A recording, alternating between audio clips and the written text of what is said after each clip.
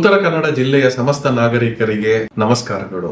ಇತ್ತೀಚಿನ ದಿನಗಳಲ್ಲಿ 18 ವರ್ಷ ತುಂಬದ ಅಪ್ರಾಪ್ತ ಮಕ್ಕಳು ರಸ್ತೆಯಲ್ಲಿ ಬೇಜವಾಬ್ದಾರಿಯಿಂದ ವಾಹನ ಚಲಾಯಿಸಿರುವುದು ಕಂಡುಬರುತ್ತಿದೆ. ಇದಕ್ಕೆ ಸಂಬಂಧಪಟ್ಟಂಗೆ ಇವಾಗಲೇ 51 ಪ್ರಕರಣಗಳು ದಾಖಲಾಗಿದೆ. ಪೋಷಕರು ಪ್ರೀತಿಯಿಂದ ಮಕ್ಕಳ ಕೈಗೆ ನೀಡುತ್ತಿರುವ ವಾಹನಗಳು ಅವರದ್ದೇ ಜೀವಕ್ಕೆ ಕಂಟಕವಾಗುತ್ತಿದೆ. ಮೋಟಾರ್ ವಾಹನ ಕಾಯ್ದೆ ಅಡಿ ಸೆಕ್ಷನ್ 199A ಪ್ರಕಾರ ಅಪ್ರಾಪ್ತರು ವಾಹನ ಚಲಾಯಿಸಿ ಸಿಕ್ಕಿಬಿದ್ದರೆ ಅವರ ಪೋಷಕರು ಅಥವಾ ವಾಹನದ ಮಾಲೀಕರಿಗೆ 3 ವರ್ಷದ ಜೈಲು ಶಿಕ್ಷೆ ಹಾಗೂ 25,000 ರೂಪಾಯಿ ದಂಡಗಳು ವಿಧಿಸಬಹುದಾಗಿದೆ. ಹಾಗೂ ಇದರ ಜೊತೆಗೆ ಆ ವಾಹನದ RCಯನ್ನು 1 ವರ್ಷದ ಕಾಲ ರದ್ದುಪಡಿಸಿ ಹಾಗೂ ಆ ಅಪ್ರಾಪ್ತ ಬಾಲಕ 25 ವರ್ಷ ತುಂಬುವವರೆಗೆ ಅವರಿಗೆ ಡ್ರೈವಿಂಗ್ ಲೈಸೆನ್ಸ್ ಸಿಗುವುದಿಲ್ಲ.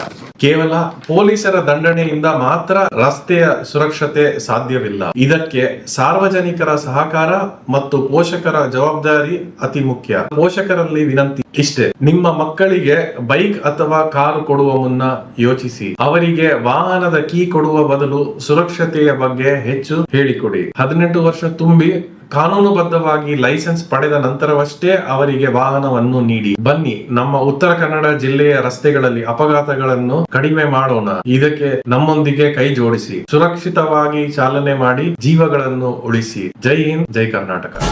ಸದಾ ನಿಮ್ಮ